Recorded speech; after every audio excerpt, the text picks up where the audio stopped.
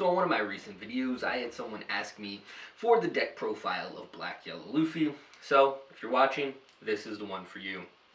However, I wanted to do a little bit more than just do a deck profile, because I think you need to understand how Black Yellow Luffy positions himself in the meta to understand the reason why I've made certain tech choices for my version of Black Yellow Luffy. So first off, I want to say that Black Yellow Luffy kind of is an awesome deck in regards to the fact that it has a lot of variance. I mean, there's people out there running 3 copies of Ace, 3 copies of Baby Ace. There's people out there running no copies of Ace. Eggman recently topped with no copies of Three Brothers Bond, which I think is absolutely nuts, because this deck wants to be as consistent as possible, and that's one of your consistency cards. With that being said, I believe that this version of the deck handles your worst matchups a lot better while still maintaining your good matchups remaining good, if that makes sense. So to start off with, the reason why I personally chose Black Yellow Luffy for this set, and potentially sets moving forward, now that we know that Gecko isn't being banned or restricted, is simply for the fact that Black Yellow Luffy rewards you for being a good player and dedicating time to the deck. If you are someone that has loves to play high ceiling, skilled decks where you can really express yourself as being a good player, this might be the deck for you. Or if you're someone who has a lot of time to dedicate to a deck. A lot of people assume that you just do the same thing, rush to 0, drop your 5 cost. That's not how this deck is actually played in the most optimal way. Yes, there are games you just rush straight to 0, but it's a lot more nuanced than that. I personally believe that Black Yellow Luffy has at least a 50-50 shot into every matchup. However, in my testing, I think the deck is slightly favored into RP Law, and I believe that skilled players will be a little bit more favored into Enel. And then you are highly favored into black matchups. So, yeah, really good. What decks do you struggle against? Well, Bonnie. You struggle into Bonnie. However, while Bonnie does see a lot of play, I think that the majority of skillful players are on decks like Lucci. So, I'm not as concerned with the Bonnie matchup. And then sometimes Blue can be rough, but not so much Dofi, because they are not able, at least currently, to put out the type of aggression they need while also being able to do things like gravity blading your 5 cost. So I think that Black Yellow Luffy positions himself in a really good place in the meta. And now I want to talk about my tech choices and the way that I run this list. So here's Black Yellow Luffy. Obviously, you should know what the leader does, so I'm not going to dive too deep into that. So we are running 4 of the Big Sabo, 4 of the Baby Sabo, because that is 100% necessary. We are running 4 of the Baby Luffy, 4 of the Buff Luffy, and 3 of the Rocket Luffy. The reason why is the matchups that you need the Buff Luffy, it's your bad matchups. Like, a lot of times you need him into your bad matchups. And into the matchups you're 50-50 or favored, Rocket Luffy can put in a lot of work, but you're already favored. So I run 1 more copy of this one and 1 less copy of the Rocket Luffy. And then I run a 1-1 line of Ace. This is where a lot of people probably will disagree with my list. A lot of people are on higher copies of Ace. The truth is, Ace can be good into the Nami matchup, which is growing in popularity, because sometimes you need that other attacker. But for me, whenever I play Ace, it almost feels like a win more situation.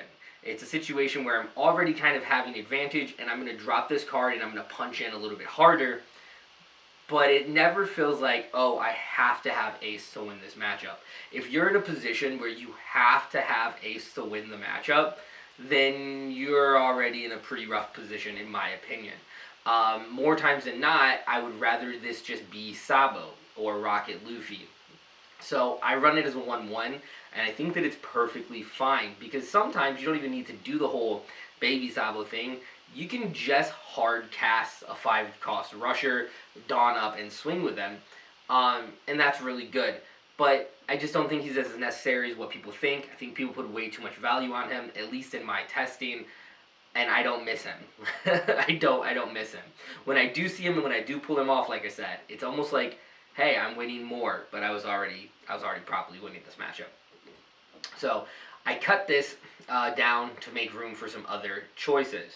I run the standard 2K package of Flampeys, Hyoris, and 2 Makinos.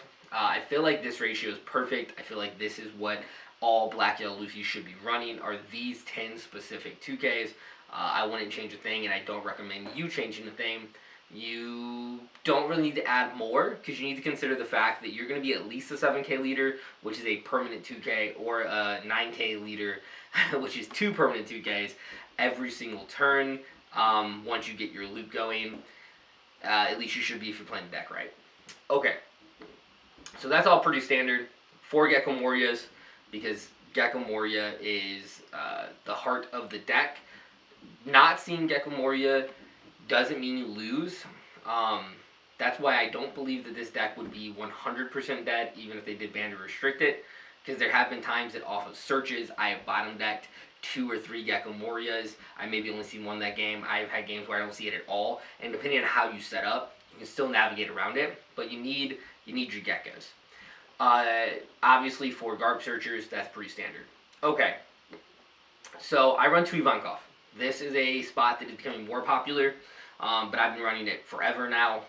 2 Ivankov feels really good, because you can do things like Gecko Moria for an Ivankov, an active, and a Baby Sabo, and then use Baby Sabo to trigger a Black Sabo, Boss Sabo, 5-cost Sabo, that was weird, and you can bring him down and make both your blockers on-KO'able for the turn. This completely destroys Lucci and just locks him out, plus you're a 7K leader, which means if they win a Moria, they're probably not putting any pressure on you, and against RP Law, it's very awkward when you have 2 blockers on the field, because they still have to Gordon Ivankov if they want to get him off the board.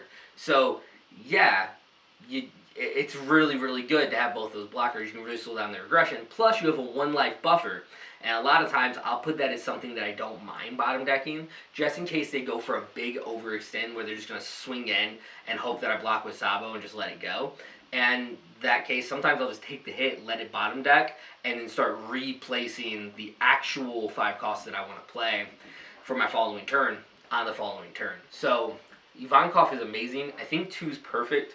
I don't think you need 3. I wouldn't hate you for 3, but I don't think you need 3. I also think 1 would be a mistake. I think that 2 is perfect. So that's the first flex spot that I see a lot of people changing up, but I think that you should be running 2 Ivankov in no matter what kind of Black Yellow Luffy deck you're running. I am running 4 of the Brothers Bonds. I've thought about cutting it to 3, but consistency is super important in this deck. So while I understand why some people have started to cut back on this, I just think that there are times, especially late game, after maybe you play 1 Moria and you don't have another one, where you might just need to find more of your baby characters. And if you can't search it out, you're just screwed. So having 8 searchers kind of limits that risk. Plus, since your Black Yellow Luffy leader pitches cards from their hands, once you have your trash established, you can go ahead and just start pitching away these 0 counter cards and using that to proxy your effect. And I think that that's what people forget about. 1, you're already a naturally buff leader. So, yeah, I'm running some dead cards in hand, but you're already naturally a higher set leader because your leader becomes stronger naturally. So you're already plussing in value and causing your opponent to have to dawn differently, where you don't always need as much combo power. And then you can pitch those dead cards to activate your leader effect and virtually make that leader effect free if you didn't need those cards. That is very powerful. And I think that personally in my testing, I've never found myself going, man, I have a lack of combo power. The only thing that I've really ever had is once in a while I'm holding a bunch of 1 costs and no 2Ks because I had to play 2Ks to get to 0.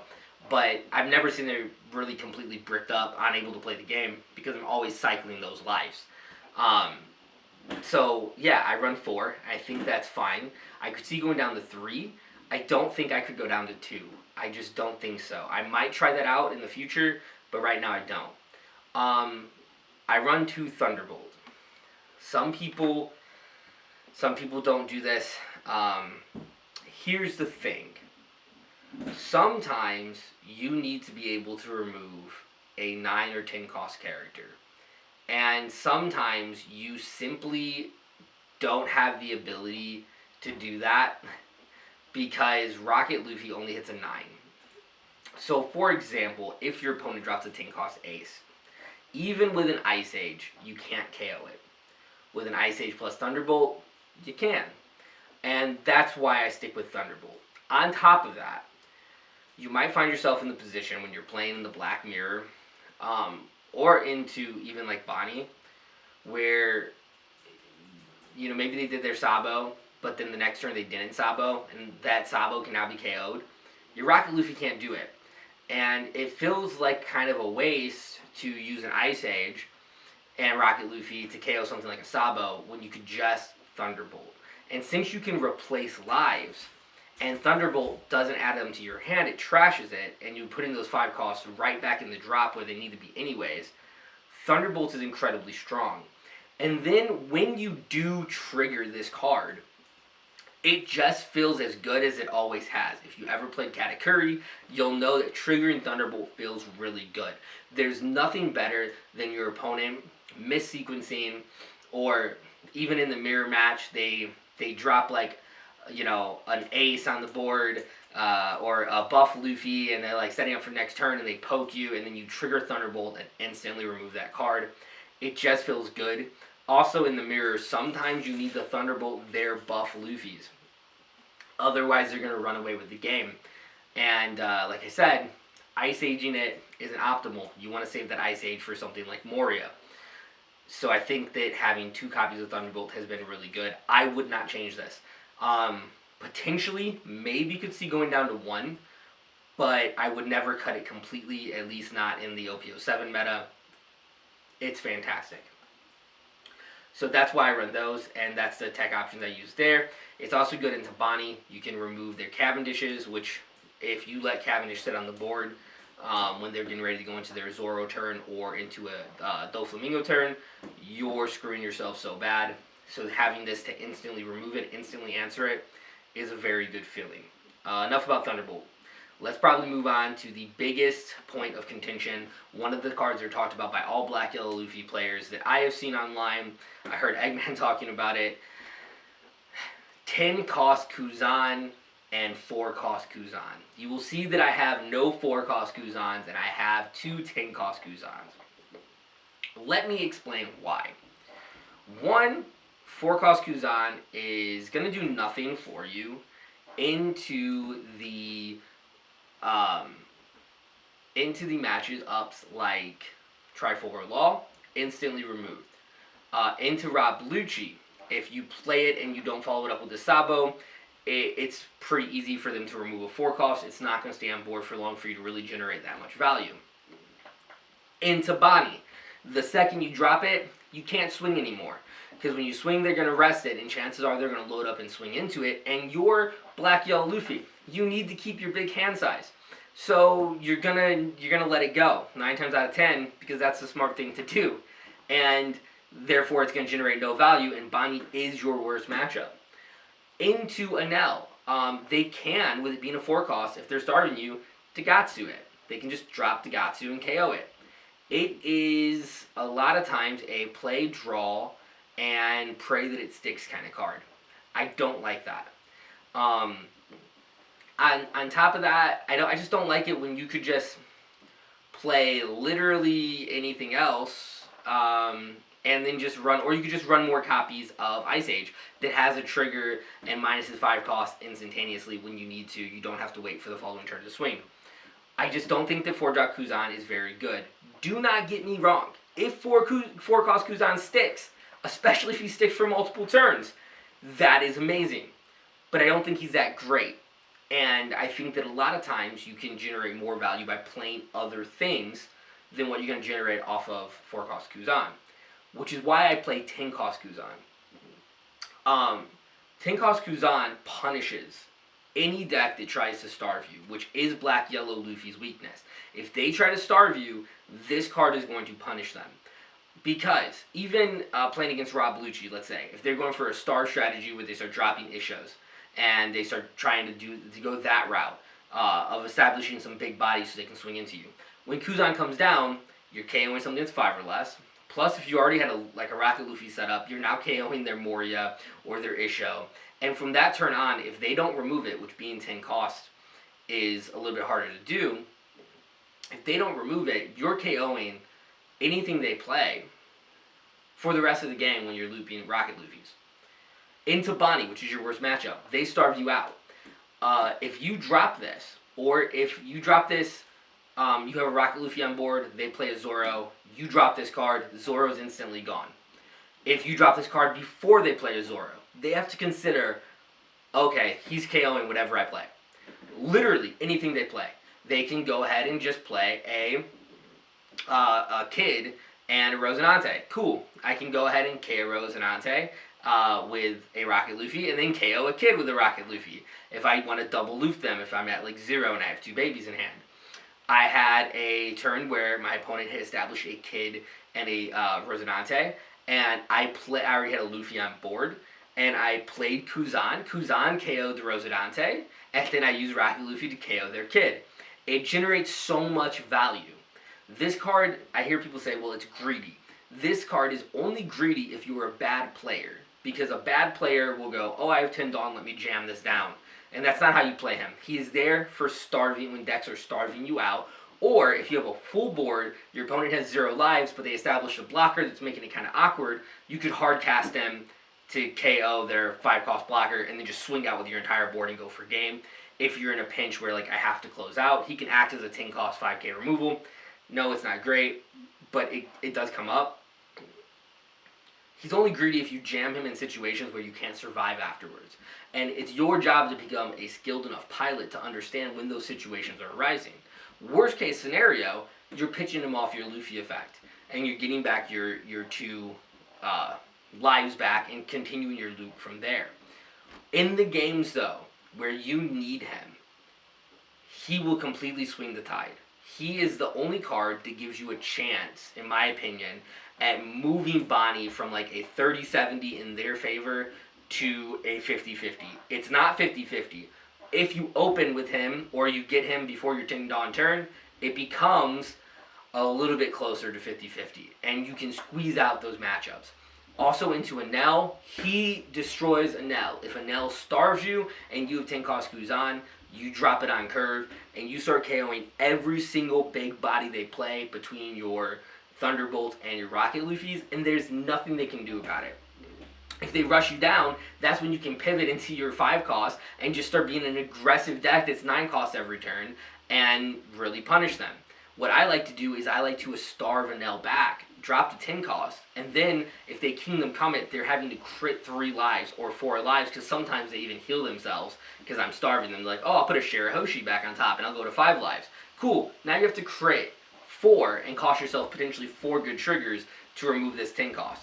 And if you don't, you're going to lose. And then if you do, Lord help you if I have the follow-up with another 10 cost, which I've done to Enel a couple times, and then you just critted 5 lives and I reestablish a 10 cost body, and you're going to have to waste a whole nother turn to remove it with a second Kingdom Come. 10 cost Kuzan, in my opinion, it should be in every Black Yellow Luffy deck. This is the card that I have the strongest opinion on. If you're a skilled player, you can play this card in a way that gives you advantage in the matchups that you shouldn't have advantage into, and it can completely swing the tide of the game. You know, I playtest the Bonnie matchup all the time with my uncle in a group, and he wins most of the time. However, whenever I open with Kuzan, I squeak out the win. Whenever it happens, whenever I get 10 cost Kuzan on curve, I get the win. We went down to a locals event, we played each other in the second round, I opened 10 drop Kuzan, and it was a grind, but I got the win when he beat me 3 times the night before with Bonnie. It's an amazing card in those matchups. Now, I run a 1 of Ice Age. The reason why is because Ice Age is typically used to help you into those matchups like Bonnie and Anel, where you can then remove their Zoro or whatever. So essentially, I run 3 of the cards that helps me in my matchups, 2 10 cost Kuzan and 1 Ice Age. The Ice Age is there for if Bonnie pivots and they do aggro you down, and you're in a position where you can't 10 cost Kuzan because you're low on life, and they might punish you the next turn for it. Rather than doing that, you can pivot to Ice Age. Sometimes just shotgunning that 1 cost event, negging down their card by 5, and then KOing it with a Rocket Luffy makes the most sense. On other times, you need... Oh, my camera. Boop, boop, boop, boop. I didn't realize that. It caught. Anyways, sometimes you need to shotgun that 1 cost event card, and you can't play the 10 cost Kuzan because that would be greedy. In those situations, it's really good. Same thing with Anel. If they pivot you, you're down on the lives, but you still need to remove something, it can come and clutch that 1 of Ice Age. That is the deck profile. That is my reasoning behind what I run. As far as what would I change, I would consider going down to 3 copies of Three Brothers Bond. Maybe for a second copy of Ice Age, just because I hate Bonnie so much. Or even potentially for another 5 cost Ace. I think besides that, I'm pretty set on this list as of right now. If anything changes like that, then, you know, maybe I'll make an update to the video. I do plan, now that I've kind of gotten this deck down pat, I've played like 400 games with it, I do plan on probably starting to test some other builds of it just to try. I could also have considered adding 1 Newgate because I hear it helps in the mirror match. At least that's what Eggman was saying, and I thought about testing that out, adding a 1 or 2 of Newgate, maybe cutting back 1 Three Brothers Bond for 1 copy. I really don't want to touch anything else on the list. Maybe 2, but I don't know. I like this as 4. I like having 8 searchers. I think minimum you need 6 to 7, but I don't think I could go below 7. But anyways, that's my opinion. That's where I think Black Yellow Luffy falls in the meta, and that is my deck profile. So I hope this helps you guys at least get a starting line of where you kind of want to run this deck. I will say that this does seem to be a deck that you don't have to run it one particular way, and I think that's awesome. I think that's really good, and I hope to see you guys in the next one. Bye. I never know what to do at the end of the videos. Like, I don't know what to do. I mean, if you made it here this long, then, hey, I'm glad to see you here. I'm talking really close to the mic. I have to go now, because I have to edit this video.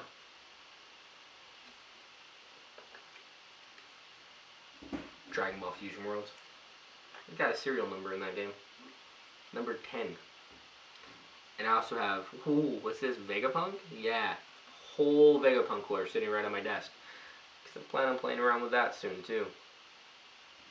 God, I love card games. Alright, bye for real this time.